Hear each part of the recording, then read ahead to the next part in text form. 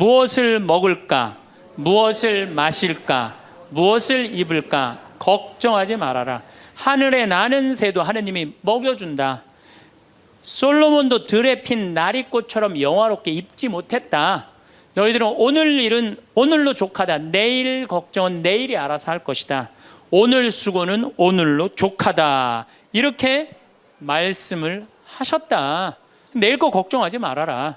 그리고 내가 막 자매님한테 혼을 냈어요. 근데 이 자매님이 이틀 동안 집에서 안 나오더라고. 나한테 혼나갖고. 나한테 위로받을 줄 알았더니 그 이틀이 지나고 나서 자매님이 그러더라고. 신부님, 생각을 해보니까 내가 남은 3개월 동안 이제까지 하느님이 50년 동안 베풀어 주신 은혜, 감사하기도 시간 모자라다는 생각이 든다는 거예요. 마음이 바뀐 거죠. 마음이 바뀌부터 이 자매가 웃기 시작하는 거예요. 막 웃기 시작하는 거예요. 강의를 듣고 웃고 막 그 동료 환자들하고도 산책 다니면서 웃고. 사람이 웃으니까 참 보기 좋더라고요. 얼굴은 까맣게 됐지만은. 그리고 이제 6월 달에 항암을 하러 여기 암세타로 왔어요. 항암을 뭐 거의 5년 동안 암하고 투병을 했으니까 항암을 이제 한다고 10일 있다가 온다는 자매가 가자마자 6일 만에 돌아왔어요. 왜 돌아왔냐고 그러니까 신부님, 자기가 5년 동안 항암을 하는 동안 정말로 매번 토하고 매번 울었대. 너무 아파갖고. 근데 이번에 가서 항암을 했는데 안 토했다는 거예요. 안 아팠다는 거예요. 너무너무 좋더라는 거예요. 그래서 6일 만에 내가 하느님한테 매번 감사했다. 하느님 감사합니다. 안 아프게 해주셔서. 하느님 감사합니다. 안 토하게 해주셔서. 계속. 그리고 6일 만에 내가 살 때는 평창이다. 그리고 평창으로 돌아온 거예요, 이 자매가. 끝나자마자. 그래갖고 이제 우리 집에서 이제 생활을 하는데 후배 암 환자들이 오면은 내가 시키지도 않았는데 이 자매가 데리고 다니면서 감사해야 된다, 찬양해야 된다. 자매가 알아서 하는 거죠. 근데 우리 집은 이제 7월 달이 되면은 아이들이 환경 교육을 받으러 한 4,000명 정도 와요. 그래서 암 환자들이 사실은 다 집으로 보내요. 그 자매도 이제 전라도 순천 분인데 가시라고, 가셨다가 방학 끝나면 오라고. 자기는 안 간다는 거. 내가 살 때가 여긴데 어딜 가냐고.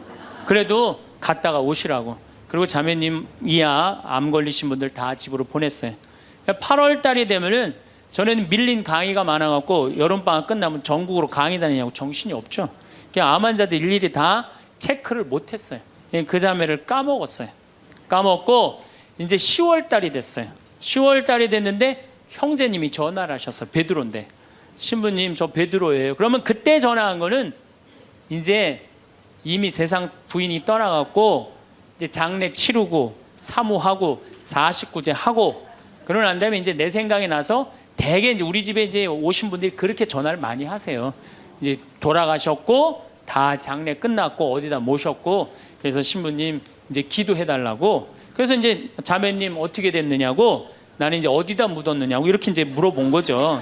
네. 그랬더니 형제님이 신부님, 우리 마누라가 이틀 전인가 3일 전에 서울에 가갖고 그 그 방사능 치료하려고 갔는데 그 암세포를 검사를 했는데 신부님 글쎄 암세포가 다 사라졌다는 거야.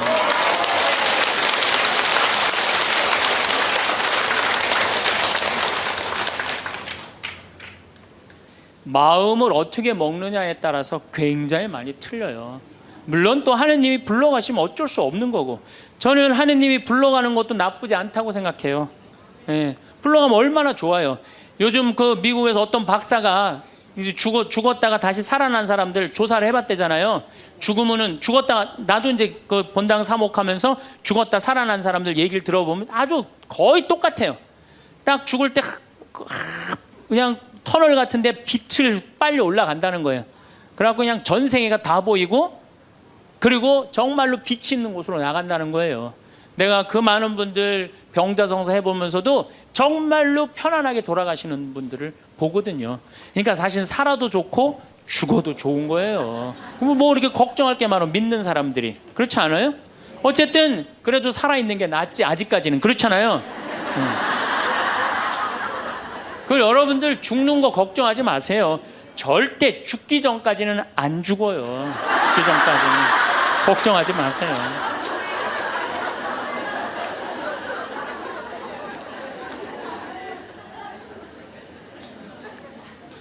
축하한다고. 근데 산책을 나갔다는 거예요. 아, 예, 그렇다고. 예. 그래갖고 이제 11월 달이 됐어요. 우리 집에 이제 은퇴 신부님들이 자주 오세요. 그래갖고 이제 은퇴 신부님들 장어를 사드린다고 내 차에 모시고 가는데 저녁에 전화가 왔어요. 근데 젊은 여자야. 신부님, 84살 먹은 신부님, 73살 먹은 신부님을 내 차에 태우고 운전을 하고 하는데 전화가 왔는데 내가 모르는 번호야. 근데 저쪽에서 너무 이쁘고 젊은 여자가 신부님 저예요 그러는 거예요. 아니 내가 누군지 어떻게 알아. 목소리가 너무 이뻐. 그래서 실례하지만 누구시냐고 그랬더니 저쪽에서 뭐라 그러냐면 신부님 섭섭해요. 제 목소리를 벌써 잊으셨어요 그러는 거예요. 그래서 내가 누구냐고 그러니까 저 마리아예요 그러는 거예요. 우리가 그 자매야. 아니 목소리가 원래 이렇게 이뻤느냐고.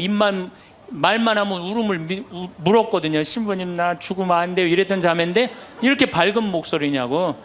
신부님 제가 요즘 너무 건강이 좋아지고 너무너무 행복하다고. 그리고 재작년 5월 달에 내가 전라도 여수에 강의를 갔는데 문수동 성당이라는 곳에 강의를 갔는데 그 자매가 순천에서 온 거예요. 갓김치를 담아서. 근데 이 자매가 나한테 전화해갖고 신부님 자기는 너무 행복하다는 거. 뭐가 행복하냐고 하니까 드디어 파마를 했다는 거예요.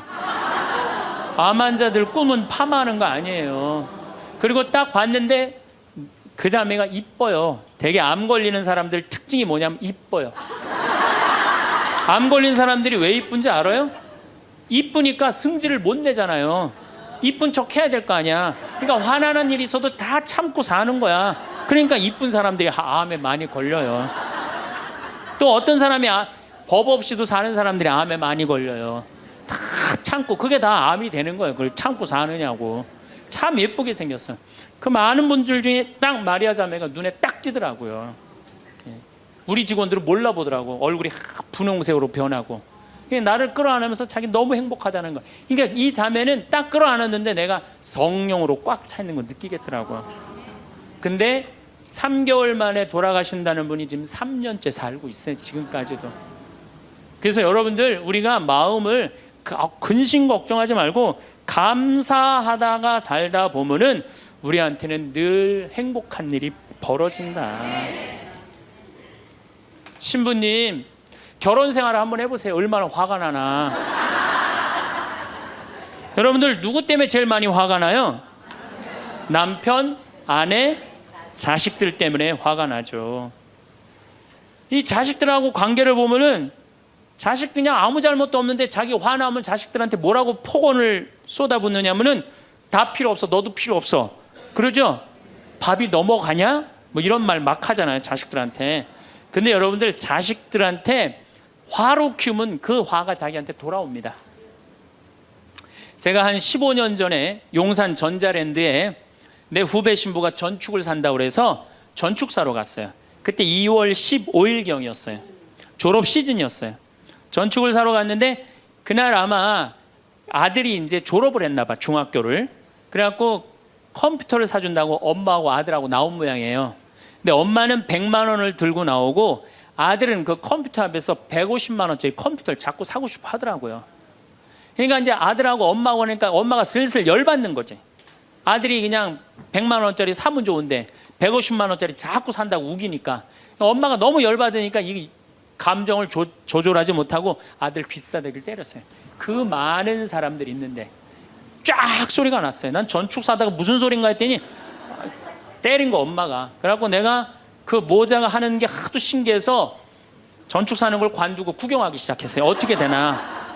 근데 엄마가 너무 화가 나니까 이성을 잃으니까 뭐라고 그러느냐면은 너 지금부터 나한테 엄마라고 그러지 말고 아줌마라고 불러. 내 말 그렇게 안 들을 거면 아줌마라고 불러. 나 지금부터 네 엄마 아니야. 얘가 그냥 귀싸대기를 맞고 얼마나 창피해. 그 많은 사람들이 봤는데 막 울더라고 얘가. 그런데 막 울더니 계단에서 막 울더니 얘가 착한 애예요. 막 한참 생각하더니 자기가 잘못했다고 생각을 했는지 엄마한테 가갖고 엄마 미안해 내가 100만 원짜리 살게. 분명히 그랬거든 아들은. 근데 엄마는 이미 이성을 잃은 상태야. 그러니까 엄마가 웬만한 엄마는 고맙다. 네가 그렇게 마음을 돌려줘서 그리고 내가 때린 거 미안하다. 이래야 되는데 이 엄마는 완전히 이게 정신이 나간 엄마라 뭐라고 그러냐면 이놈의 새끼 아줌마라고 부르는데 왜 자꾸 엄마라고 부르느냐고. 여러분 그 아이가 그날 컴퓨터 얻어갖고 갈 수 있어요. 그렇지만 시간이 지나면은 아이가 엄마가 컴퓨터 사준 거 생각할까요? 귀싸대기 맞은 거 생각할까요? 5년 10년 지나고 나면 컴퓨터 아무 생각 안 해요. 때린 것만 생각나요. 그런데 부모는 참 이상해요. 자식한테 때린 건 하나도 생각 안 하고 잘해준 것만 생각해요. 그러니까 자식은 부모한테 맞은 것만 생각하고 부모는 자식한테 잘해준 것만 생각해요. 나중에 만나면은 이게 영 딴 마음을 갖고 사는 거야. 그러니까 여러분들 중에 만약에 자식들이 화가 나갖고 만약에 내가 때렸다, 늙어서 호강받을 생각은 꿈도 꾸지 말아라. 며칠 전에 중국에서 한 엄마가 길거리에서 아이를 막 발로 차고 막 때리는 거 보셨죠? 방송에 나왔더라고요. 화로 키우면요, 걔는 나중에 그 엄마한테 화로 갚을 수밖에 없어요. 근데 우리가 왜 자식들한테 많이 더 화가 나느냐? 이유는 딱 한 가지예요. 공부 못한다는 거예요. 공부 못한다는 거. 공부 안 하고 딴짓 한다고. 사친구 때 공부 안 하고 컴퓨터 게임이나 하고 더욱이 눈 동그랗게 뜨고 부모한테 덤비면 화가 나요, 안 나요? 나죠? 그리고 그냥 문 쾅 닫고 자기 방에 들어가고 나오지도 않으면 속에서 불 나지 않아요? 근데 여러분들 자라면서 사춘기 때는 그러는 게 당연한 거예요. 사춘기 때는 방황할 수 있는 권리가 있는 아이들이에요. 사춘기 때는 자기가 방황하는 게 당연한 거예요. 얘네들은 권리예요. 방황하는 게, 혼란스러운 게. 근데 엄마들이 그걸 허락을 안 해. 내가 좀 마음이 산란하고 그냥 몸도 막 변하고 그냥 정신도 이상하고 여자 보면 가슴이 흥분되고 막 그래갖고 학교도 가기 싫고 그래갖고 그냥 마음이 산란해갖고 오늘은 학교를 하루 접고 명동에서 좀 고민 좀 해야 되겠다. 학교를 하루 안 갔어. 학교 선생님 엄마한테 애가 학교 안 왔다고 그냥 찾아보니까 명동에서 그냥 애가 그냥 왔다 갔다 하는 거야. 엄마 미치는 거죠. 엄마 뭐라 그래? 예, 너 방황은 나중에 지금 공부하고 방황을 엄마가 명동에서 대신해 줄 테니까 너는 지금 뭐 해야 돼? 공부해야 돼. 얘는 방황할 자격도 없는 거예요. 우리나라 애들은. 그러니까 우리나라 애들은요, 부모를 마귀로 보는 거. 마귀로. 자기를 괴롭히는 마귀로 보는 거예요. 부모가 어디 있어요. 사실은 여러분들 자식들한테 욕심만 포기하면요, 자식들하고 싸울 일 하나도 없어요. 사실은 내 자식이 몸으로 살 놈인지 머리로 살 놈인지 빨리 판단해야 돼요. 우리 집에 이것도 한 3년 전 얘기인데 요셉이가 왔어요. 고등학교 졸업하고 대학을 떨어진 아이예요. 근데 그냥 대학을 떨어진지 집에서 컴퓨터 게임만 하는 거예요. 엄마가 미치는 거지. 애를 보면 대학도 안 들어갔지, 새벽 4시까지 컴퓨터 게임하지, 낮에는 1시에 일어나지. 그냥 미치는 거죠. 그래갖고 나한테 데리고 왔어요. 강원도 평창에. 근데 살이 얼마나 쪘는지 애가 살이 너무 찐 거예요. 그래갖고 그냥 눈이 살이 쪄갖고 이 눈두덩이가 안 보이는 거예요. 신부님, 우리 애가 문제라고, 공부는 안 하고 컴퓨터 게임만 한다고. 그래갖고 그냥 내가 애를 보니까 이 눈두덩이, 찢어진 눈두덩 사이로 걔 눈을 자세히 들여다보니까 애는 문제가 없더라고요. 애는. 근데 애가 살이 얼마나 쪘는지 100kg인지 110kg인지 120kg인지 130kg인지 알 길이 없는 거야. 왜? 우리 생태마을의 저울은 100kg까지 밖에 재는 게 없거든. 올라가면 막 뱅글뱅글 도는 거, 저울이. 그래서 내가 고추 빨 때 방앗간에 나갈 때 달아봐라. 그래서 달아봐. 그랬더니 얘가 몇 킬로가 나냐? 130kg가 나서 130kg. 그래갖고 일단은 하여튼 놔두고 가라고. 그래갖고 이제 엄마는 갔어요. 엄마는 가고. 근데 애가 참 건강한 애예요. 정신도 맑은 애 아이고. 부모 입장에서 문제인데 내 눈에는 문제가 아니더라고. 너 밭에 나가서 일 좀 해라. 그래갖고 이제 다 큰 애니까 밭에 나가서 일을 하고 일주일 지나고 난 다음에 관리장한테 물어봤어요. 걔 어떠냐고, 요셉이. 그랬더니 관리장이 넘버 1이라는 거예요. 엄마는 문제라고 데리고 왔는데 우리 생태마을의 관리장은 넘버 1이라는 거. 일도 잘하고 성격도 좋고. 기가 막히더라고. 어떻게 일을 잘하냐 하니까 애가 힘이 좋아갖고 물건도 게으름을 안 핀다는 거예요. 게으름을. 여러분들 얘가 몸으로 살래요? 머리로 살래요? 몸으로 살래죠? 몸으로 살래를 머리로 살라 그러면 얘가 머리가 돌 것 같아, 안 돌 것 같아요? 그러니까 내가 몸으로 살지 머리로 살지 빨리 구분할 줄 알아야 돼요. 그래갖고 애가 너무 괜찮으니까 6월 달에 우리 생태마을에 앞에 강이 흐른단 말이에요. 거기서 래프팅을 합니다. 그래서 래프팅 가이드를 자격증을 따라고 그랬어요. 그랬더니 우리 래프팅 가이드 팀장이 신부님 다른 아이는 다 따도 얘는 못 땁니다. 왜냐하면 이 가이드 자격증 체육학과 애들이 따는 거거든요. 배를 뒤집었다가 폈다가 강물에 뛰어 들어갔다가 강물에 또 올라오고 그래야 되는데 130kg짜리가 강물에 한번 빠지면 그만이지 어떻게 자격증을 땁니까? 그래도 우리가 협회 사람들하고 잘 아니까 좀 어떻게 좀 따게 좀 해라. 그래갖고 가이드를 자격증을 보냈는데 그 금요일날 따갖고 왔어요. 기가 막힌 거죠. 어떻게 땄냐 그러니까 그 주간에 비가 오지 않아갖고 배가 강바닥에 단 거야. 그래갖고 그냥 들어왔다 나갔다 자격증 따갖고 왔어요. 그리고 아이가 가이드를 하는데 인기가 최고예요. 최고. 너무너무 잘하는 거 아이가. 그래갖고 이제 9월 달에 엄마가 와서 보니까 아들이 130kg짜리니까 116kg가 된 거야. 그러니까 살이 홀쭉 빠지고 눈빛이 초롱초롱해진 거야. 그러니까 엄마가 가자 공부하러.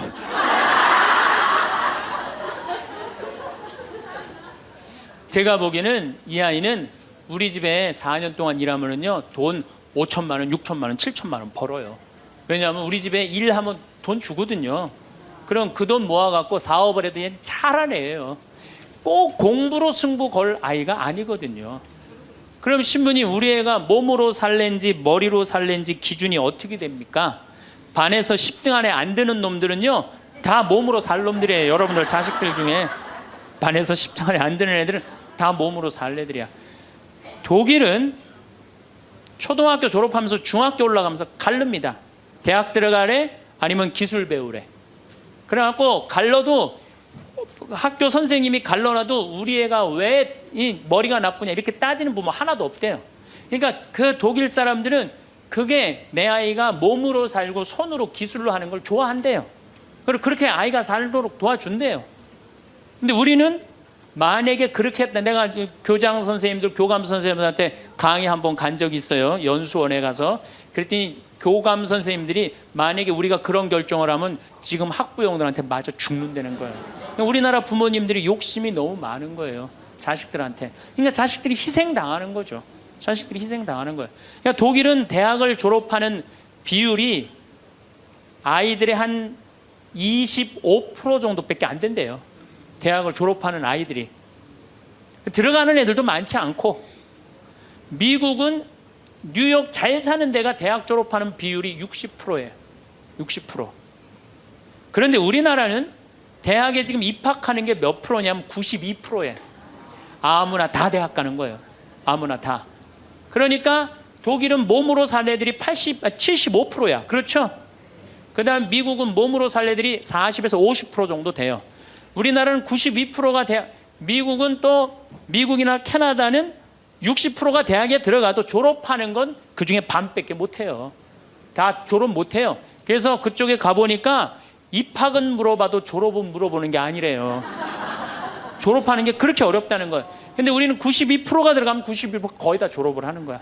우리는 몸으로 살 애들이 8%밖에 안 돼. 머리로 살 애들이 92%고. 공장에, 농장에 일할 사람들이 있어요?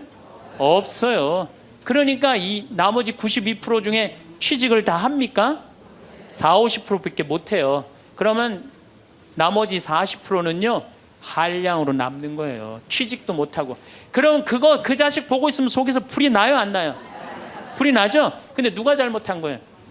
부모가 잘못한 거예요. 처음부터 너는 머리로 안 될 것 같으니까 우리 몸 쪽으로 가자. 그래갖고 농사를 가르치든지 기술을 가르치면은 걔 벌써 취직해갖고 일했을 거예요. 근데 다 우리의 삐뚤어진 욕심 때문에 아이도 망가뜨리고 부모도 망가지고, 그래갖고 돈 쏟아 넣느냐고 노후 대책연금도 못하고. 그러니까 그냥 전 국민이 그냥 화 속에서 사는 거예요. 그러니까 저는 정말로 우리나라 이 교육제도가 화의 근원이라고 생각해요. 그렇다면은 자식 때문에 화나죠. 그런데 이 부부라도 서로 사이가 좋으면은 좋은데 엄마들이 자식한테 미쳐갖고 남편한테 신경 써야 안 써요? 안 쓰죠? 남편이 외로운지 힘든지도 몰라요. 근데 자식들은 부부가 막 사랑스럽고 이렇게 다정하게 지내는 부모를 본 자식들은요 안정스럽게 자란대요. 근데 부부가 맨날 싸우고 막 이러는 자식들은요 굉장히 불안정하게 자란다는 거예요. 그래서 저는 정말로 감사한 게 저는 고등학교 졸업할 때까지 부부는 안 싸우는 건 줄 알았어요. 부부는 한 번도 부부 싸움을 본 적이 없어요 저는. 근데 내 고등학교 때 친구가 아이 뭐 술 먹자고 고등학교 때 그 왜 그러냐 그러니까 아버지가 엄마를 때려갖고 눈탱이가 밤탱이가 됐다는 거예요. 자기 너무너무 괴롭다는 거예요. 그래서 저는 그때 충격받았어요. 어떻게 부부가 싸우느냐 그런 충격을 받았어요 저는. 왜냐하면 나는 우리 어머니 아버지 싸우는 걸 한 번도 못 봤거든요.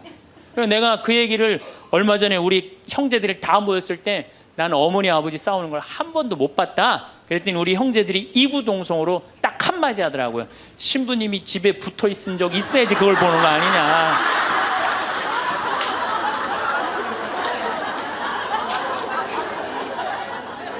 어쨌거나 저는 본 적이 없어요 저는. 굉장히 긍정적으로 자랄 수 있는 거죠. 근데 우리나라 남자들은 참 불쌍해요. 돈은 죽어라 벌지만 그 돈을 마음 느긋하게 써볼 수가 없어요. 그렇죠? 자식들 학원비에 대학 등록금 대다 보면은 30에 결혼해서 시집 장가 갈 때까지 60대까지 노예같이 사는 게 대한민국 남자들이에요. 이 남자들 짜증 나겠어요 안 나겠어요? 화가 나겠어요 안 나겠어요? 날 수밖에 없어요. 그런 남편들을 신경 한번 써줘 봤어요. 정말로 정말 남편 정말로 남편을 왕대조 패줘봤느냐고. 여러분들 길 가는 사람이 여러분들 10,000원 주는 사람 있어요? 길 가는 남자가 당신 예쁘다고 10,000원 주는 남자 봤어요? 근데 여러분들 남편은 그냥 한 달에 뼈가 빠지게 벌어갖고 200만 원이든 300만 원이든 400만 원이든 갖다 바치잖아요. 그러면 그 남편한테 감사해야 될 거 아니야. 근데 그냥 감사는 안 하고 그냥 남의 김치찌개도 그냥 제대로 안 하면 그냥 못 끓이고 그냥. 자식이라고 있는 거 학원 다니다 보면은 밤 12시에 얼굴 보기도 힘들어요. 아버지가 자식을 키우고는 있지만은 다정한 자식을 구경하기가 힘들어요. 또 사춘기만 되면 이 자식들이 아버지한테 부드럽게 합니까? 반항하고 틱틱거리고 그러면은요 우리나라 남자들은 갈 데가 없는 거예요. 그래서 40대 남자들이 자살률이 세계에서 1위인데 우리나라 여자보다 몇 배가 많이 죽느냐면 3배가 많이 죽어요. 우리나라 40대들은 갈 데가 없는 거예요. 갈 데가 외로운 거죠. 또 여성들도 마찬가지야. 난 우리나라 여자들도 불쌍해. 이게 다 교육 때문에 그래. 교육 때문에. 자식이 막 사춘기 때 막 생 난리를 치고 막 그럴 때 여러분들은 몇 살이 될까요? 45, 50 왔다 갔다 하죠? 그럼 여러분들은 자식은 사춘기지만 여러분들은 뭐예요? 갱년기야. 그러니까 갱년기가 되면 사실은 굉장히 케어가 필요한 거예요. 여러분들 굉장히 돌봄이 필요한 나이예요. 막 피부 쳐져요 안 쳐져요? 눈두덩 쳐져요 안 쳐져요? 눈가 쳐져요 안 쳐져요? 볼 쳐져요 안 쳐져요? 이깔 쳐져요 안 쳐져요? 그러니까 그렇게 처지는 거 거울에 이렇게 보고 앉아 있으면 어떤 얼굴이 되냐면 이런 얼굴이에요.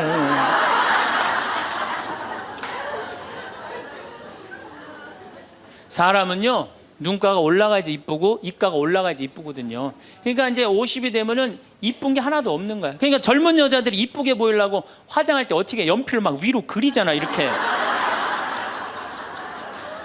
근데 50이 되면 연필로 그려도 결국은 어떻게 돼요? 끝이 떨어지잖아요.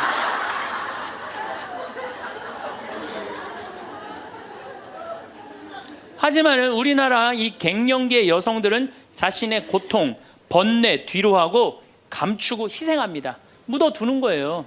자식을 위해서 희생한다. 내가 지금 뭐 생리가 이어졌다 끊어졌다 그냥 정신이 깜빡깜빡 하잖아요 여러분들.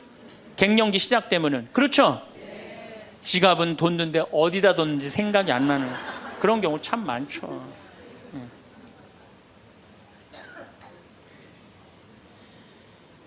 그러니까 자기만 희생한다고 생각을 하니까 화가 나는 거예요. 화가 나는 거. 더욱이 50이 되면은 뭐에 걸리느냐? 빈둥지 증후군에 걸려요. 자식 공부하러 나가고, 그렇죠? 남편 돈 벌러 나가고, 자기는 50 되면은 아무도 옆에 없는 것 같은 외로움 속에 자기가 이제 빠지는 거죠. 그러면 이제 자식 보면 막 화가 나는 거예요. 남편 봐도 화가 나고, 몸에는 막 테스토스테론이 나와가고 힘은 흘러 넘치고, 그러니까 막 소리 지르는 거예요. 그러니까 50 넘은 여자 중에 여자 같은 여자는 없고 전부 다 깡패 같은 여자들만 있는 거예요. 50 넘은. 그래서 나는 이 부부들 보면은 참 재미난 게, 성당에서 내가 보면 얼굴도 예쁘고 정말로 상냥해요. 이 음식 반찬도 맛있게 하고, 그럼 남편하고 술 한잔 하면서 형제님 행복하다고, 저렇게 이쁘고 상냥하고 괜찮은 여자랑 살아서 정말로 부럽다고. 그러면은 형제님들 대부분이 뭐라고 그러냐면, 신부님 부러우세요? 너무 부럽다고. 그러면은 형제님들이 뭐라고 그러냐면, 데리고 가세요.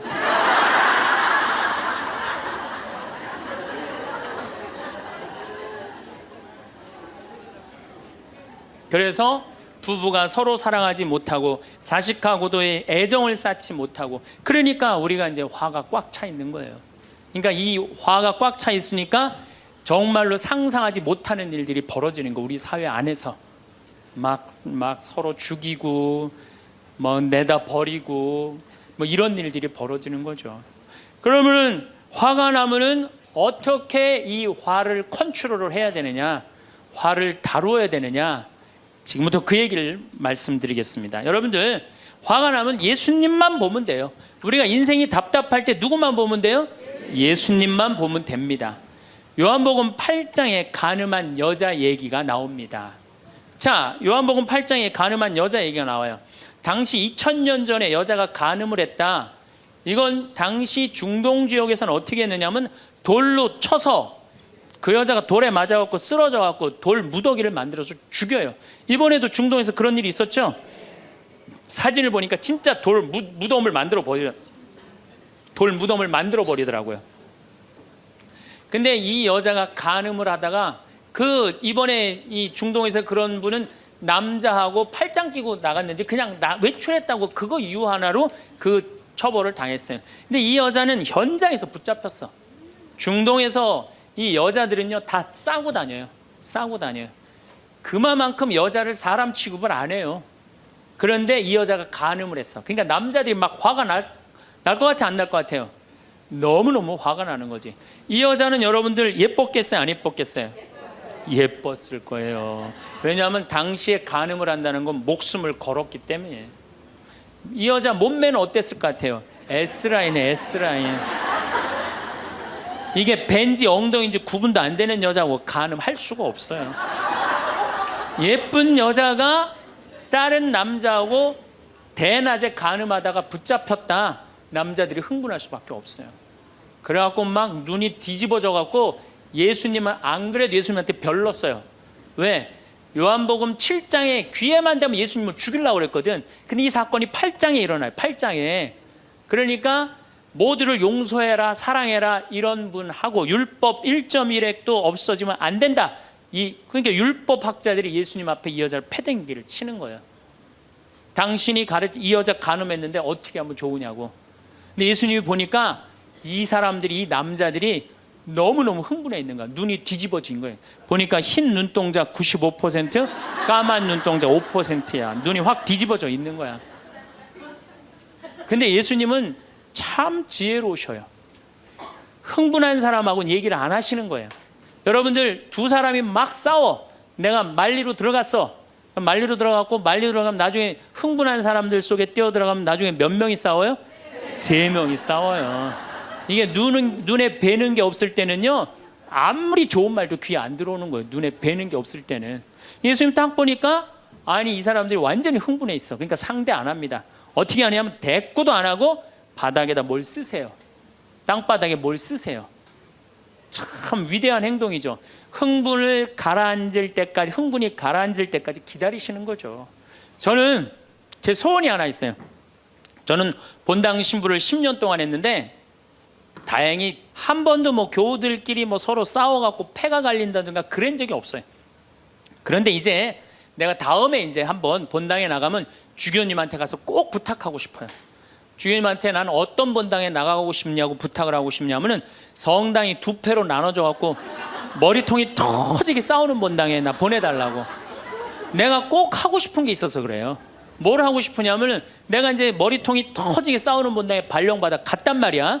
딱 발령받아 가면은 양쪽 회장들이 딱 올 거 아니에요. 신부님, 저치들이 우리 성당 돈 다 빼먹었다고. 또 이쪽 회장들은 저치들이 우리 성당 분위기 다 깬다고 시시비비를 가려달라고 흥분이 돼갖고 오면은 나는 아무 말도 안 하고 사제관 방바닥에 뭘 써보고 싶어요.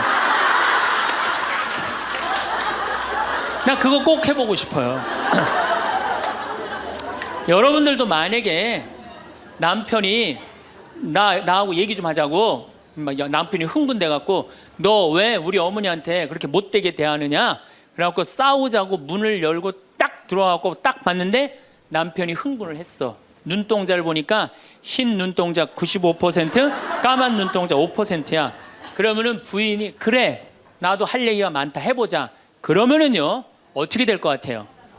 싸우고 귀싸대게 맞게 돼 있어요. 왜? 말로 싸우면요 남자는 여자를 못 이겨요. 남자는. 왜냐하면 여자는 하루에 25,000마디를 하고 남자는 하루에 15,000마디밖에 못 하거든요. 그러니까 말로는 여자를 이길 수가 없어요. 나는 우리 신부들 중에 수녀님하고 싸운 신부들 중에 수녀님하고 싸워서 수녀님을 이긴 신부를 본 적이 없어요.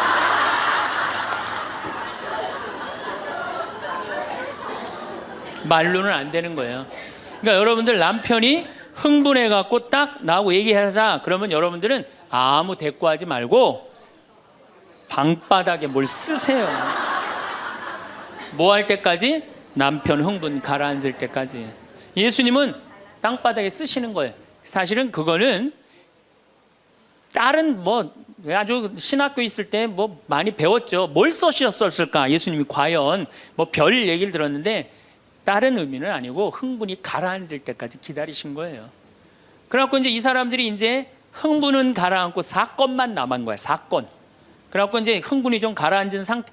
여러분들 아무리 화가 나도 열만 심으면요 웬만하면 흥분이 가라앉아요. 그 열을 못 쉬어서 흥분이 터지는 거죠. 그러니까 좀 어느 정도 흥분이 가라앉으니까 이 사람들이 물어봅니다. 이 여인을 어떻게 하면 좋겠습니까? 간음을 했는데.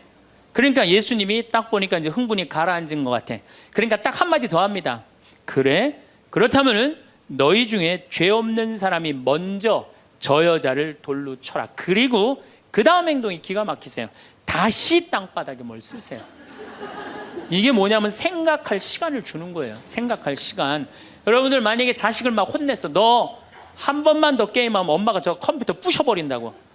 그리고 너 문 열어놔. 그리고 문 열어놓고 자기는 텔레비전 보고 있으면서 아들은 게임 하나 안 하나 한쪽 눈으로는 게임 하나 안 하나 보고 한쪽 눈은 텔레비 보고 있으면 아들이 그걸 잘 받아들이겠어요? 더 욱하는 게 생겨요. 한 번 혼냈으면요 생각할 시간을 주는 게 중요한 거예요. 그러니까 예수님은 생각할 시간을 주는 거예요. 너희 중에 죄 없는 사람이 먼저 저 여자를 돌로 쳐라. 그리고 난 다음에 예수님 다시 땅바닥에 뭘 쓰십니다. 그런데 언제까지 기다려 주시느냐 하면 다 떠날 때까지 기다리는 거예요. 중간에 고개 안 돌리시고. 그리고 다 떠났어. 다 떠나고 나니까 그때서 고개를 들어서 혼자 남은 여인한테 물어봅니다. 여인아, 네 죄를 묻던 사람들이 어디 갔느냐? 아무도 없습니다, 주님. 그래? 그들이 만약에 네 죄를 묻지 않았다면 나도 네 죄를 묻지 않으마. 이거 기가 막힌 얘기예요. 왜? 예수님은 죄를 묻을 수 있는 권한이 있으신 분이에요. 얼마든지 그 여자를 징계할 수 있어요. 그렇지만 다른 사람이 묻지 않았기 때문에 나도 묻지 않겠다. 아, 기가 막히지 않아요? 예수님은 세 사람을 용서합니다.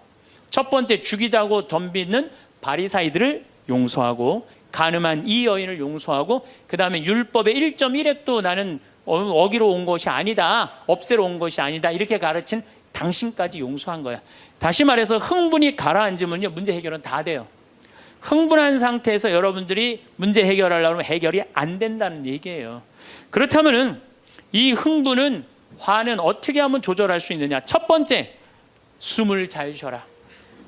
이거는 모든 화를 조절하는 책을 읽어보면요 첫 번째로 나오는 게 숨을 잘 쉬어라예요. 화가 나면은 숨이 가빠져요, 안 가빠져요? 가빠지죠? 씩씩거린다 그러죠? 이게 숨을 어떻게 주체하지 못해서 그러는 거예요. 근데 여러분들, 숨은 창세기에 보면은 하느님이 인간을 창조하시고 뭘 불어넣었다 그래요? 숨을. 그러니까 우리가 숨을 쉰다는 건 생명을 쉬는 거예요. 생명을. 그러니까 숨을 잘못 쉬면 생명을 잘못 다루는 거하고 똑같은 거예요. 근데 숨은 어떻게 내 몸으로 들어와서 코로 들어와서 심장으로 해서 이 위로 해서 그 다음에 단전 배꼽 아래로 해서 간으로 해서 폐로 이렇게 돌아서 나가는 게 숨이에요. 그래갖고 온전히 산소 공급이 온 장기 안에 다 돼야 돼. 근데 화가 나면 여러분들 숨을 어디다 걸어놓고 쉬어요? 목에다 목조에서 딱 걸어놓고 싸우잖아요. 남편하고 싸울 때. 예, 내가 시집와서 당신한테 해준 게 뭐가 있어? 외식을 해줘서 설거지를 해줬어. 그렇다고 여행을 시켜줘서 밍크 코트를 사줘서 다이아를 사줬어. 그럼 얼굴이 빨개져 안 빨개져요? 왜 빨개지느냐면 이게 내려갔다 와야 되는데 여기만 딱 차 있으니까 점점 풍선처럼 부풀러 오르는 거예요. 그렇게 1시간을 소리 지르고 싸우면은 1시간 동안 여기 산소 통합니까 안 통합니까? 안 통하면 여기가 무슨 병이 드느냐면 화병이 드는 거. 그래서 드는 병이 화병이에요. 그러니까 싸울 때 어떻게 싸워야 되냐면 숨을 쉬고 싸워야 되는 거예요. 싸울 때 어떻게 싸워야 되냐면 당신이 말이야 시집 와갖고 나한테 해준 게 뭐가 있어? 설거지를 해줬어. 그렇다고 외식을 시켜줬어.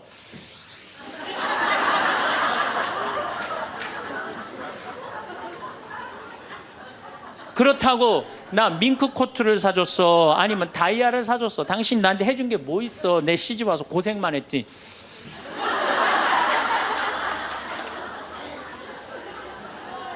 그렇다고 내가 하느님 그렇게 열심히 믿었는데 예수님 태어난 나자렛을 보내줬어. 갈릴레아를 보내줬어. 나 이 집에서 종처럼 일만 했는데 당신 뭐가 있다고 나한테 소리를 지르고 그래? 이렇게 숨을 쉬고 싸우면은요 절대 남편한테 귀싸대기 안 맞아요. 남편이요 차분히 얘기하게 돼 있어요. 근데 막 흥분을 끌어올리면서 얘기하면 사람 감정이 격해져 갖고 이성이 사라지는 거예요.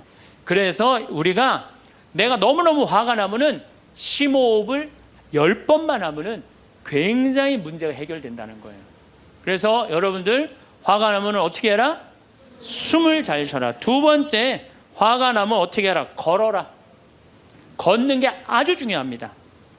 여러분들 화가 날 때 묵주를 들고 나와서 동네 한 바퀴만 돌면은요 알아서 마음이 정리가 돼요. 해결책도 알아서 나와요. 2시간, 3시간만 걸으면은요 완전히 차분해져서 들어가요. 그러니까 화가 나면 그 자리에서 떠나야 되는 거 무조건. 떠나는데 가만히 있으면 더 이게 일어나거든요. 그래서 이 꼼포스텔라라고 스페인의 야고보 성인 무덤 가는 800km 그게 세계적으로 그렇게 인기가 좋은 게 왜 인기가 좋으냐 하면은 그 걸으면서 사람이 치유가 다 되고 마음 정리가 다 되기 때문에 그러는 거예요. 그러니까 걷는 거는 건강에도 좋지만은 마음을 정리해 주는 게 걷는 거예요. 그래서 여러분들 정말로 화가 나면 어떻게 걸으세요. 그리고 정말로 큰 숙제가 있다. 내 인생에 큰 숙제가 있다 그러면은 도보 성지순례를 하세요. 도보 성지순례를. 저는 우리 교우들이랑 이 세남터에서부터 미리네까지 전체 교우가 밤 8시면 모여갖고 새벽 3시, 4시까지 저 미리네까지 걸었어요. 그 목요일, 금요일, 토요일, 일요일 4일을 걸었는데 그 한 400~500명 되는 교우들이 나한테 체험, 은혜 받은 얘기를 하는데 이건 보통 은혜 받은 게 아니에요. 허리 아프던 사람은 허리 다 낫고, 위장 아프던 사람은 위장 다 낫고, 마음 복잡한 사람 마음 정리되고, 사업이 막 안 돼갖고 괴로워하던 사람은 빛을 보고. 걷는 게 그렇게 우리 인생에 중요한 거예요. 그래서 내가 정말 문제가 있다, 세남터서부터 걸으세요. 세남터 우리 김대건 시모님 시신 모시고 미리네까지 원선쇼 할아버지가 그땐 청년이었지만 갔잖아요. 그 생각하고 걸으면요 여러분들 은혜 많이 받으실 거예요. 그러니까 화가 나면 어떻게 해라? 숨을 잘 쉬고 그 다음에 어떻게 해라? 걸어라. 그 다음에 화가 나면 화를 조절하는 방법 중에 세 번째는 잘 먹어라. 이게 먹는 게 화를 먹는 경우가 너무 많아요. 인스턴트 음식, 그렇죠? 이거 잘못 먹으면요 다 화가 들어있는 거예요. 그리고 고기 너무 많이 먹으면요 화냅니다. 여러분들 사슴 싸나워요 안 싸나워요? 안 싸납죠? 사자 싸나워요, 안 싸나워요? 싸납죠? 사자 뭐 먹어요? 고기 먹죠? 사슴 뭐 먹어요? 풀 먹죠? 내 아들이 나한테 덤비는데 막 리모컨 던지고 막 자기 막 방문 부시고 그러면은요, 애가 성격이 나빠서 그런 게 아니에요. 아, 내가 고기를 너무 많이 먹여서 그렇구나. 그래갖고 걔를 뭘 먹이냐면 6개월 동안 풀만 먹여보세요. 6개월만 지나면 완전히 온순해집니다. 그리고 여러분들, 우리가 먹는 게 화가 너무 많아요. 아주 비근한 예를 하나 드릴게요. 달걀을 예를 드릴게요.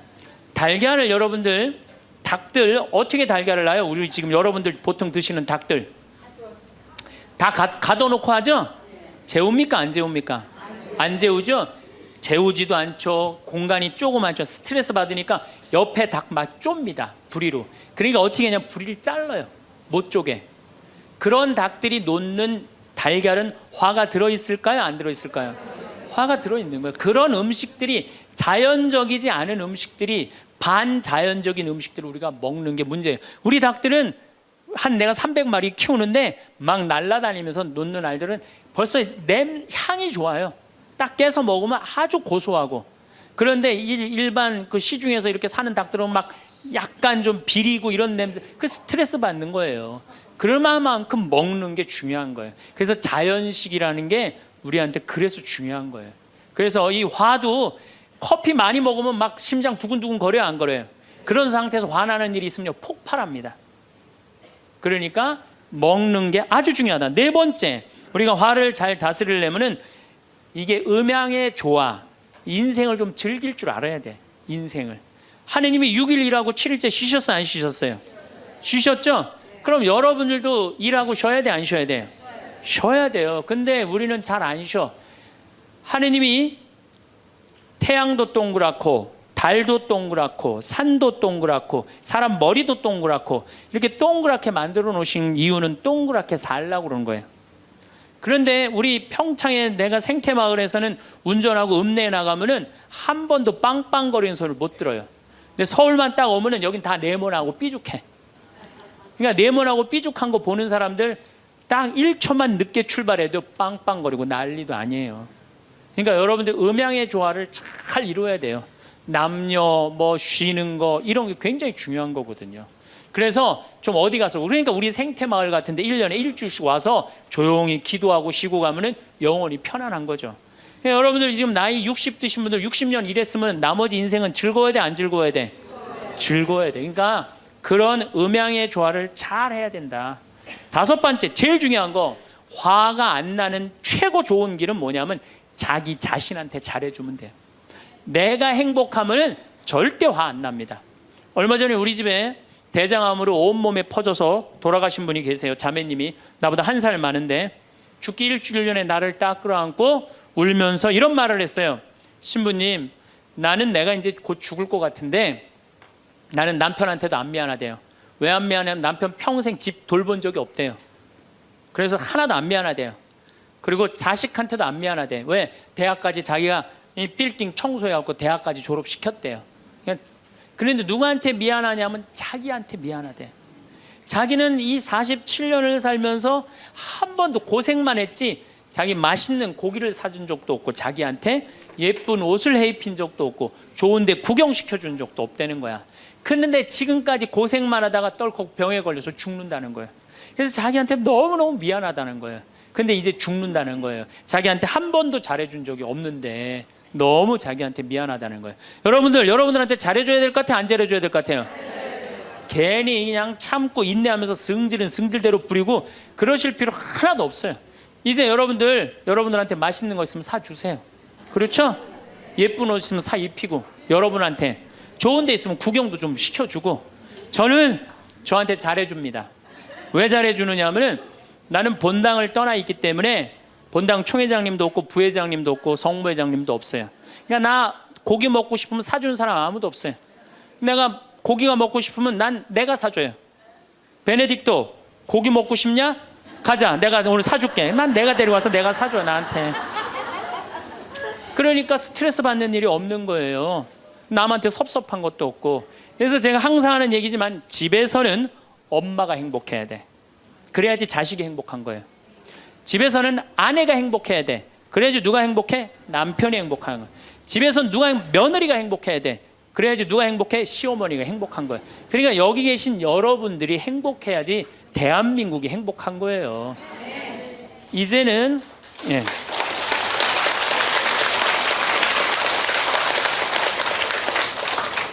자기한테 잘해주는 걸 비신앙적이라고 생각하지 마십시오. 온 세상을 얻는다 해도 자기 목숨을 잃으면 아무 소용이 없다. 그러셨죠? 그러니까 여러분들한테 잘해주시고 내가 행복해야지 그 행복을 가지고 온 세상에 나눠줄 수 있다는 사실 잊지 마시고 여러분들 행복하시기 바랍니다. 우리는 하루를 즐겁게 살면 됩니다. 내일 당장 어떤 일이 일어날지 알 수 없습니다. 마음을 어떻게 먹느냐에 따라서 굉장히 틀립니다. 우리가 마음 걱정을 근심하지 말고 감사하면서 살다 보면은 우리한테는 늘 행복한 일이 벌어집니다. 자식은 화로 키우면 다시 나에게 돌아옵니다. 부모는 자식들한테 때린 건 기억 못하고 잘해준 것만 기억합니다. 자식들에게 욕심을 포기하면 절대 싸울 일이 없습니다. 상대방이 흥분을 가라앉힐 때까지 기다리는 지혜도 배울 수 있었습니다.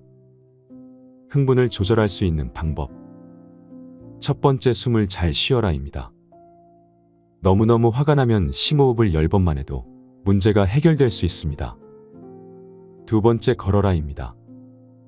걸으면 마음 정리가 됩니다. 세 번째, 잘 먹어라입니다.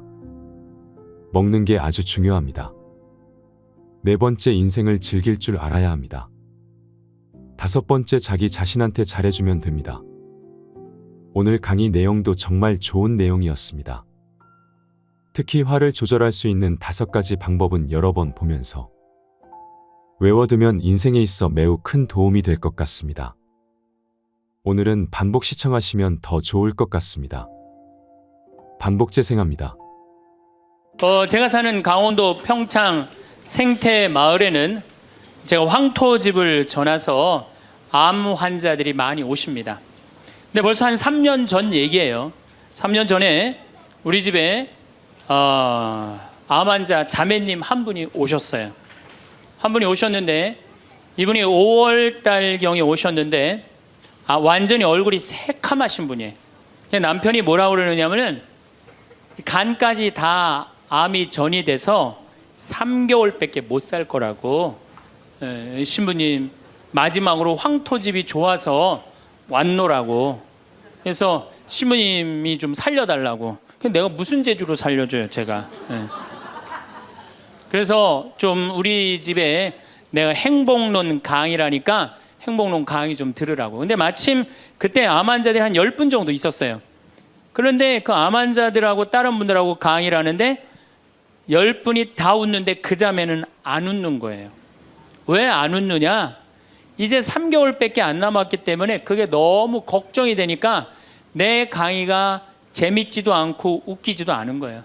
2시간 내내 무표정한 표정으로 앉아 있더라고요. 그래서 강의 끝나고 내가 자매님을 불러서 자매님 나하고 얘기 좀 하자. 자매님 뭐가 이렇게 걱정이 많으냐. 자매님 지금 근심 걱정은 3개월에 죽는다는 거 걱정을 하는데 3개월에 죽을지 3년 후에 죽을지는 아무도 모른다. 그리고 사실은 오늘 저녁에 교통사고로 죽는 사람도 많고 물에 빠져 죽는 사람도 많다. 우리는 하루를 즐겁게 살면 된다. 내일 걱정은 내일이 알아서 한다. 여러분들 마태복음 6장에 그 얘기가 나오죠. 무엇을 먹을까? 무엇을 마실까? 무엇을 입을까? 걱정하지 말아라. 하늘에 나는 새도 하느님이 먹여준다. 솔로몬도 들에 핀 나리꽃처럼 영화롭게 입지 못했다. 너희들은 오늘 일은 오늘로 족하다. 내일 걱정은 내일이 알아서 할 것이다. 오늘 수고는 오늘로 족하다. 이렇게 말씀을 하셨다. 내일 거 걱정하지 말아라. 그리고 내가 막 자매님한테 혼을 냈어요. 근데 이 자매님이 이틀 동안 집에서 안 나오더라고. 나한테 혼나갖고. 나한테 위로받을 줄 알았더니 그 이틀이 지나고 나서 자매님이 그러더라고. 신부님 생각을 해보니까 내가 남은 3개월 동안 이제까지 하느님의 50년 동안 베풀어 주신 은혜 감사하기도 시간 모자라다는 생각이 든다는 거예요. 마음이 바뀐 거죠. 마음이 바뀌부터 이 자매가 웃기 시작하는 거예요. 막 웃기 시작하는 거예요. 강의를 듣고 웃고 막 그 동료 환자들하고도 산책 다니면서 웃고. 사람이 웃으니까 참 보기 좋더라고요. 얼굴은 까맣게 됐지만은.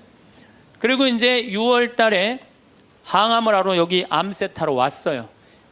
항암을 뭐 거의 5년 동안 암하고 투병을 했으니까 항암을 이제 한다고 10일 있다가 온다는 자매가 가자마자 6일 만에 돌아왔어요.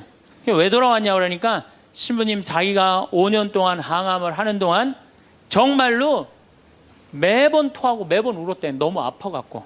근데 이번에 가서 항암을 했는데 안 토했다는 거예요. 안 아팠다는 거예요. 너무너무 좋더라는 거예요. 그래서 6일 만에 내가 하느님한테 매번 감사했다. 하느님 감사합니다. 안 아프게 해주셔서. 하느님 감사합니다. 안 토하게 해주셔서. 계속. 그리고 6일 만에 내가 살 때는 평창이다. 그리고 평창으로 돌아온 거예요, 이 자매가. 끝나자마자. 그래갖고 이제 우리 집에서 이제 생활을 하는데 후배 암 환자들이 오면은 내가 시키지도 않았는데 이 자매가 데리고 다니면서 감사해야 된다, 찬양해야 된다. 자매가 알아서 하는 거죠. 근데 우리 집은 이제 7월 달이 되면은 아이들이 환경 교육을 받으러 한 4,000명 정도 와요. 그래서 암 환자들이 사실은 다 집으로 보내요. 그 자매도 이제 전라도 순천 분인데 가시라고 가셨다가 방학 끝나면 오라고. 자기는 안 간다는 거. 내가 살 때가 여긴데 어딜 가냐고. 그래도 갔다가 오시라고. 그리고 자매님 이하 암 걸리신 분들 다 집으로 보냈어요. 8월 달이 되면은 전에는 밀린 강의가 많아갖고 여름방학 끝나면 전국으로 강의 다니냐고 정신이 없죠. 암 환자들 일일이 다 체크를 못했어요. 그 자매를 까먹었어요. 까먹고 이제 10월 달이 됐어요. 10월 달이 됐는데 형제님이 전화를 하셨어요. 베드로인데. 신부님 저 베드로예요. 그러면 그때 전화한 거는 이제 이미 세상 부인이 떠나갔고 이제 장례 치르고 사무하고 49제 하고 그러고 난 다음에 이제 내 생각이 나서 대개 이제 우리 집에 이제 오신 분들이 그렇게 전화를 많이 하세요. 이제 돌아가셨고 다 장례 끝났고 어디다 모셨고 그래서 신부님 이제 기도해 달라고. 그래서 이제 자매님 어떻게 됐느냐고 나는 이제 어디다 묻었느냐고 이렇게 이제 물어본 거죠.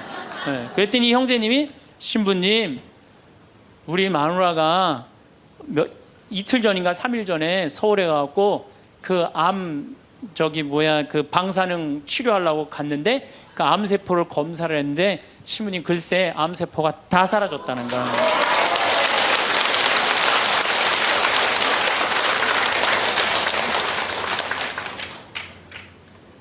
마음을 어떻게 먹느냐에 따라서 굉장히 많이 틀려요. 물론 또 하느님이 불러가시면 어쩔 수 없는 거고 저는 하느님이 불러가는 것도 나쁘지 않다고 생각해요. 예, 불러가면 얼마나 좋아요. 요즘 그 미국에서 어떤 박사가 이제 죽었다가 다시 살아난 사람들 조사를 해봤대잖아요. 죽었다가 나도 이제 그 본당 사목하면서 죽었다 살아난 사람들 얘기를 들어보면 아주 거의 똑같아요. 딱 죽을 때 그냥 터널 같은데 빛을 빨리 올라간다는 거예요. 그래갖고 그냥 전생애가 다 보이고 그리고 정말로 빛이 있는 곳으로 나간다는 거예요. 내가 그 많은 분들 병자성사 해보면서도 정말로 편안하게 돌아가시는 분들을 보거든요. 그러니까 사실 살아도 좋고 죽어도 좋은 거예요. 뭐 이렇게 걱정할 게 많아 믿는 사람들이. 그렇지 않아요? 어쨌든 그래도 살아있는 게 낫지 아직까지는. 그렇잖아요. 그 여러분들 죽는 거 걱정하지 마세요. 절대 죽기 전까지는 안 죽어요. 죽기 전까지는 걱정하지 마세요.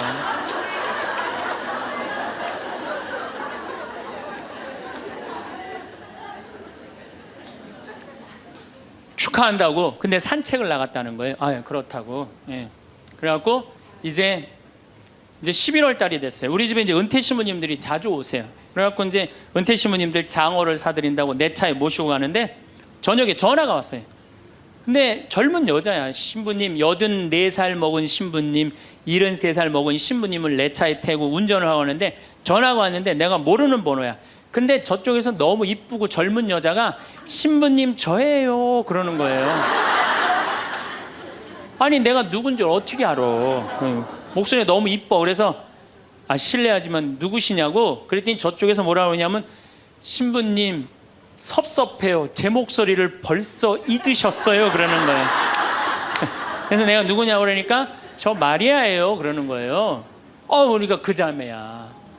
아니 목소리가 원래 이렇게 이뻤느냐고. 입만 말만 하면 울음을 물었거든요. 신부님 나 죽으면 안 돼요 이랬던 자매인데 이렇게 밝은 목소리냐고. 신부님 제가 요즘 너무 건강이 좋아지고 너무너무 행복하다고. 그리고 재작년 5월 달에 내가 전라도 여수에 강의를 갔는데 문수동 성당이라는 곳에 강의를 갔는데 그 자매가 순천에서 온 거예요. 갓김치를 담아서. 근데 이 자매가 나한테 전화해갖고 신부님 자기는 너무 행복하다는 거. 뭐가 행복하냐고 하니까 드디어 파마를 했다는 거예요. 암 환자들 꿈은 파마하는 거 아니에요. 그리고 딱 봤는데 그 자매가 이뻐요. 되게 암 걸리는 사람들 특징이 뭐냐면 이뻐요. 암 걸린 사람들이 왜 이쁜지 알아요? 이쁘니까 승질을 못 내잖아요. 이쁜 척 해야 될 거 아니야. 그러니까 화나는 일이 있어도 다 참고 사는 거야. 그러니까 이쁜 사람들이 암에 많이 걸려요. 또 어떤 사람이 법 없이도 사는 사람들이 암에 많이 걸려요. 다 참고. 그게 다 암이 되는 거예요. 그걸 참고 사느냐고. 참 예쁘게 생겼어. 그 많은 분들 중에 딱 마리아 자매가 눈에 딱 띄더라고요. 우리 직원들은 몰라보더라고. 얼굴이 분홍색으로 변하고. 나를 끌어안으면서 자기 너무 행복하다는 거. 그러니까 이 자매는 딱 끌어안았는데 내가 성령으로 꽉 차 있는 거 느끼겠더라고요. 근데 3개월 만에 돌아가신다는 분이 지금 3년째 살고 있어요. 지금까지도. 그래서 여러분들 우리가 마음을 근심 걱정하지 말고 감사하다가 살다 보면은 우리한테는 늘 행복한 일이 벌어진다. 신부님 결혼 생활을 한번 해보세요. 얼마나 화가 나나. 여러분들 누구 때문에 제일 많이 화가 나요? 남편, 아내, 자식들 때문에 화가 나죠. 이 자식들하고 관계를 보면은 자식 그냥 아무 잘못도 없는데 자기 화나면 자식들한테 뭐라고 폭언을 쏟아붓느냐면은 다 필요 없어. 너도 필요 없어. 그러죠? 밥이 넘어가냐? 뭐 이런 말 막 하잖아요. 자식들한테. 근데 여러분들 자식들한테 화로 키우면 그 화가 자기한테 돌아옵니다. 제가 한 15년 전에 용산 전자랜드에 내 후배 신부가 전축을 산다고 그래서 전축사로 갔어요. 그때 2월 15일경이었어요. 졸업 시즌이었어요.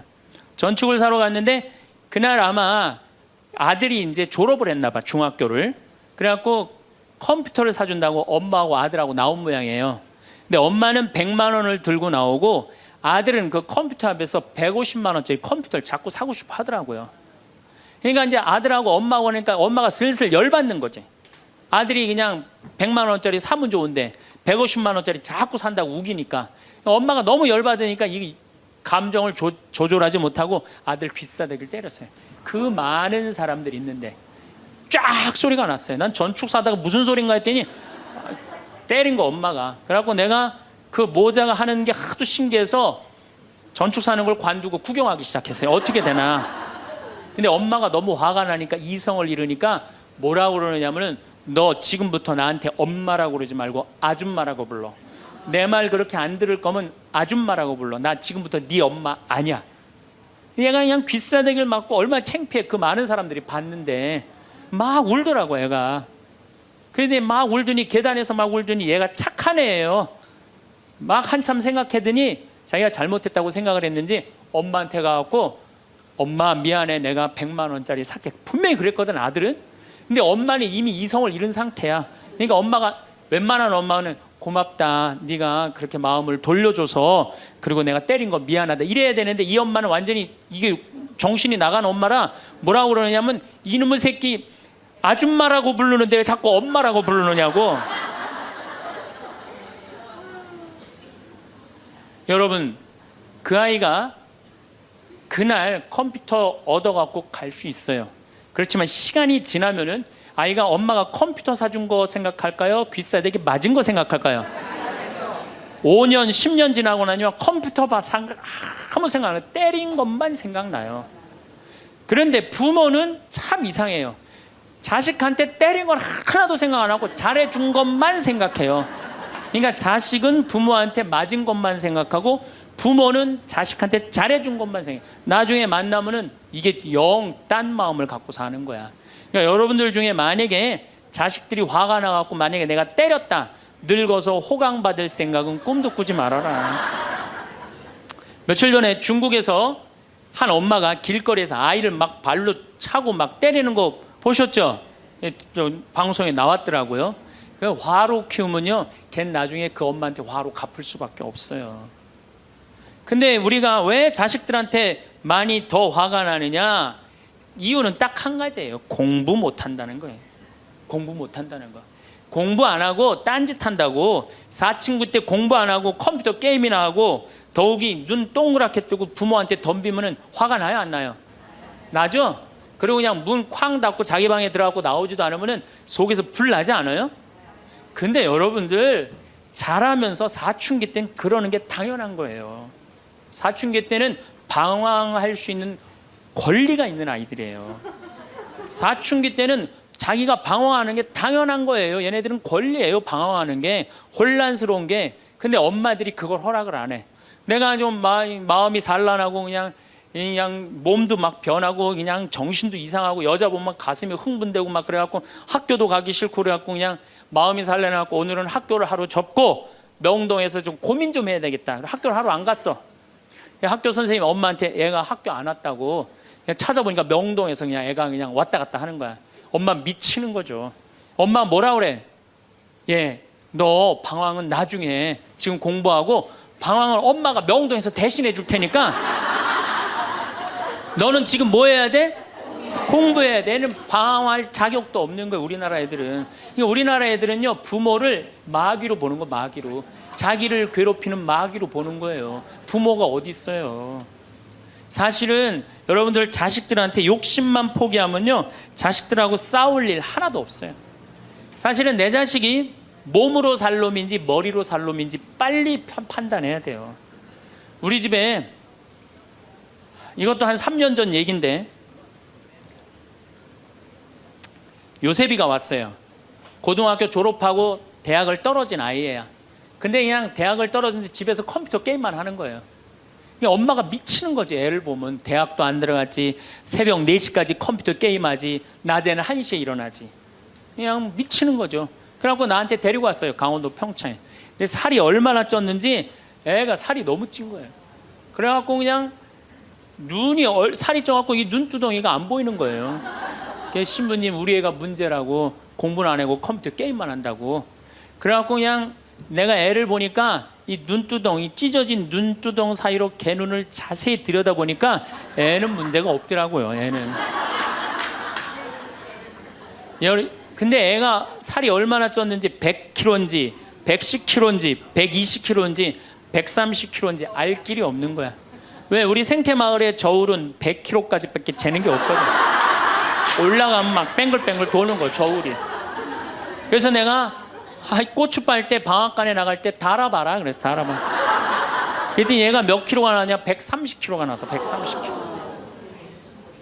그래갖고 일단은 하여튼 놔두고 가라고. 그래갖고 이제 엄마는 갔어요. 엄마는 가고. 근데 애가 참 건강한 애예요. 정신도 맑은 애 아이고. 부모 입장에서 문제인데 내 눈에는 문제가 아니더라고. 너 밭에 나가서 일 좀 해라. 그래갖고 이제 다 큰 애니까 밭에 나가서 일을 하고 일주일 지나고 난 다음에 관리장한테 물어봤어요. 걔 어떠냐고, 요셉이. 그랬더니 관리장이 넘버 원이라는 거예요.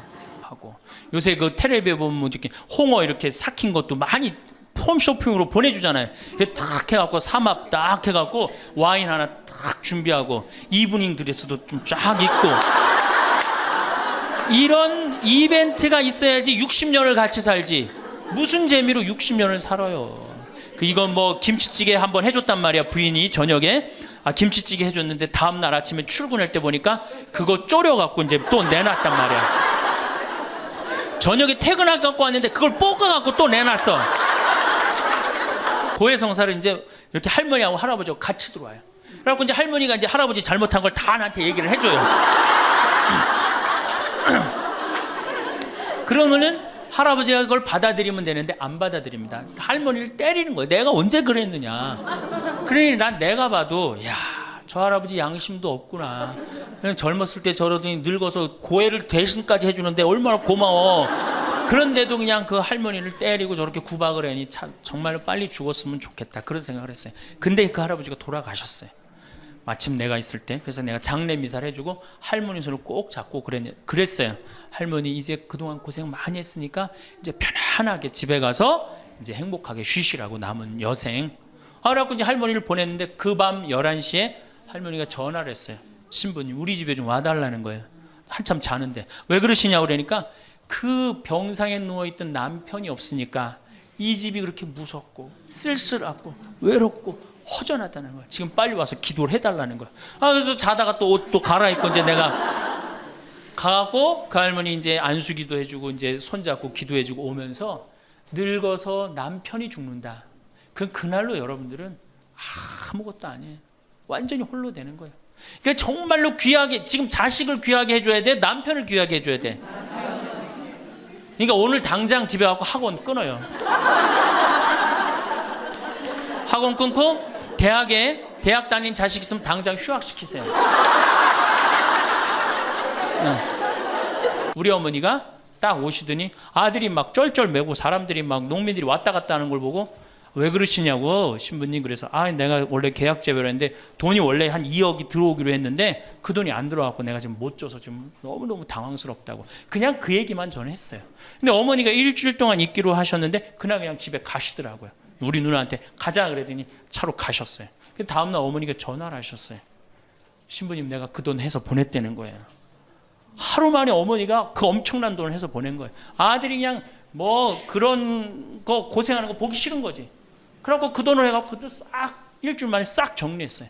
나는 어머니가 얼마나 고마운 줄 몰라요. 저는요 우리 어머니가요 안 죽었으면 좋겠어요. 1등부터 5등까지는 다 여자예요. 그러니까 요즘 남자애들이 왜 이렇게 시험을 못 보느냐? 컴퓨터 게임 때문에. 그 다음에 음란 사이트 때문에. 그 다음에 개떼처럼 돌아다니는 특성 때문에 남자애들이 여자애들을 따라갈 수가 없대. 혹시 우리 집에 남자만 아들만 낳았다 손 들어보세요. 우리 집에 아들만 있다 손 들어보세요.